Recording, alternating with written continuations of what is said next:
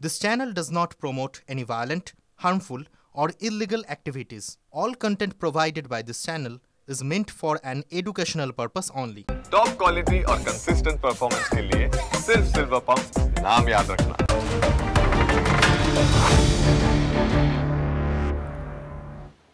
মুর্শিদাবাদ আছে মুর্শিদাবাদে রেজিনগরের পর এবারে ডোমকলে তৃণমূলের গোষ্ঠী সংঘর্ষ বোমাবাজি গভীর রাতে বোমাবাজির ঘটনাটি ঘটে ডোমকল পুরসভার ২১ নম্বর ওয়ার্ডের অম্বরপুর পশ্চিমপাড়া এলাকায় ঘটনাস্থলে ডোমকল থানার বিশাল পুলিশ বাহিনী পুরনো বিবাদকে কেন্দ্র করে তৃণমূলের দুই পক্ষের মধ্যে বোমাবাজি প্রথমে বচসা তারপর শুরু হয় বোমাবাজি হতাহতের খবর না থাকলেও এলাকায় আতঙ্ক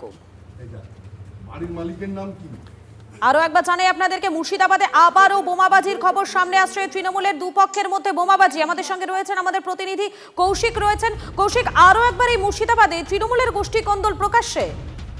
একদমই তাই দেখো আরো একবার কিন্তু গোষ্ঠী কোন্দল প্রকাশ এবং সেখানে শুধুমাত্র যে গোষ্ঠী সংঘর্ষ এমনটা নয় সেখানে বোমাবাজিরও ঘটনা ঘটেছে এবং বোমাবাজির ফলে বেশ কিছু ক্ষয়ক্ষতিও হয়েছে গতকাল গভীর রাতে কিন্তু দুই পক্ষের মধ্যে বচসা বাঁধে এবং সেই বচসা থেকে হাতাহাতি এবং দুই পক্ষের মধ্যে ব্যাপক পরিমাণে বোমাবাজি হয় এবং এর ফলে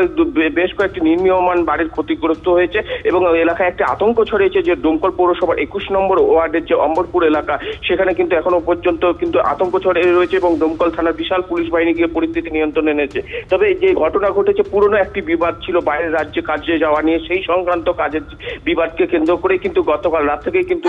সংঘর্ষ বাধে একেবারেই ধন্যবাদ আমাদের সঙ্গে ছিলেন আমাদের প্রতিনিধি কৌশিক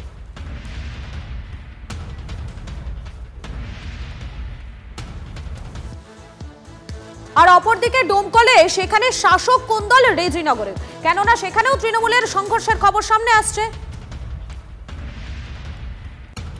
তৃণমূলের দুই গোষ্ঠীর সংঘর্ষে বোমাবাজি চলার অভিযোগ চলল ভাঙচুর লুটপাট আহত হয়েছেন দুজন ঘটনা মুর্শিদাবাদের রেজিনগর থানার নাজিরপুর এলাকার রেজিনগরের বিধায়ক রবিউল আলম চৌধুরী বনাম প্রাক্তন ব্লক সভাপতি আতাউর রহমানের গোষ্ঠীর সংঘর্ষ বলে খবর বিধায়ক গোষ্ঠীর পঞ্চায়েত সদস্যের আত্মীয়কে মারধরের অভিযোগ প্রাক্তন ব্লক সভাপতি অনুগামীদের বিরুদ্ধে পাল্টা বিধায়কের অনুগামীরা বোমাবাজি করে ভাঙচুর লুটপাট চালায় বলে অভিযোগ খবর পেয়ে রেজিনগর থানার পুলিশ গিয়ে পরিস্থিতি নিয়ন্ত্রণে আনে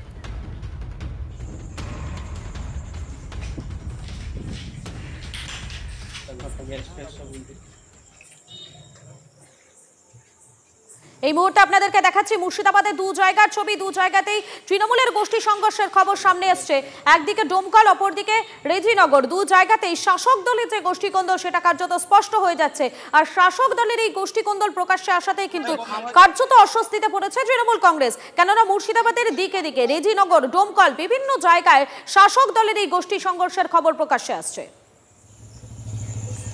আপনাদেরকে দেখাচ্ছি বারবার করে যে ছবিগুলো দেখাচ্ছি মুর্শিদাবাদের ডোমকল থেকে রেজিনগর দিকে দিকে শাসক দল তৃণমূল কংগ্রেসের গোষ্ঠী সংঘর্ষের খবর প্রকাশ্যে আসছে আহত হয়েছেন বেশ কয়েকজন এখানে লুটপাট চালানো হয়েছে ভাঙচুর করে ফেলা হয়েছে এবং এই খবর সামনে আসতেই কিন্তু অস্বস্তিতে পড়েছে রাজ্যের শাসক শিবির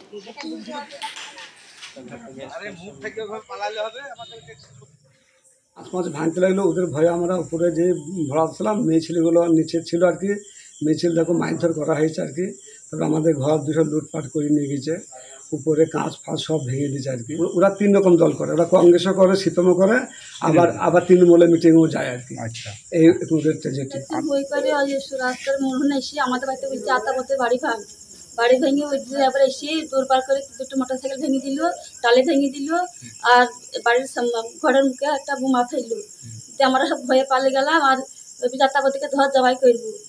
দিয়ে যা ছিল সব ধানের বস্তা মস্তা নিয়ে পালে গেল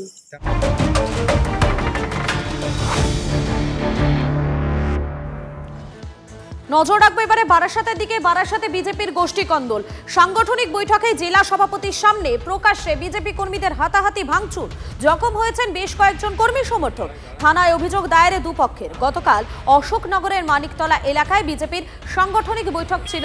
অশোকনগরে বিজেপির ৪টি মণ্ডল রয়েছে তার মধ্যে একজন মণ্ডল সভাপতি মহিলা হওয়ার কথা ছিল কেন সেটা হয়নি তা জেলা সভাপতির কাছে জানতে চান অশোকনগরের যুব মোর্চার ভাইস প্রেসিডেন্ট প্রদীপ সরকার সহ দলেরই বেশ কয়েকজন এলাকায়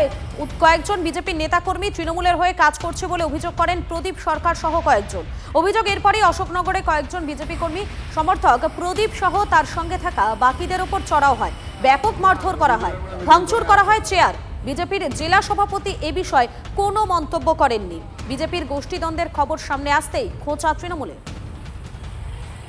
আমাদের অশোকনগরের মণ্ডল 3-এর মিটিং ছিল এবং ওখানে যাওয়ার পরে প্রেসিডেন্ট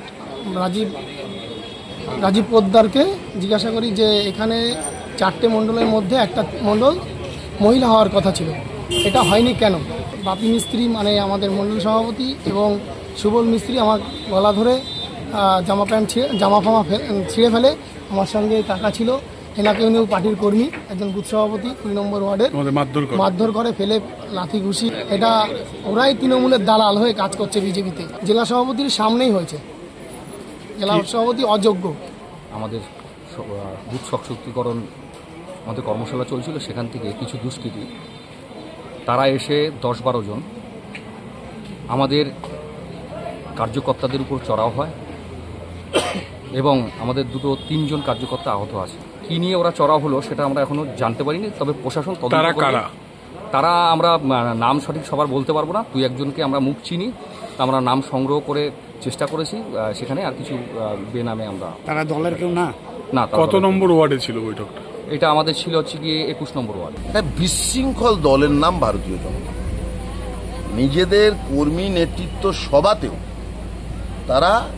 শান্তি রক্ষা করে সুষ্ঠুভাবে আলাপ আলোচনা করতে অক্ষম। মানুষ কেন এদেরকে ক্ষমতায় হলে তো বিপদ।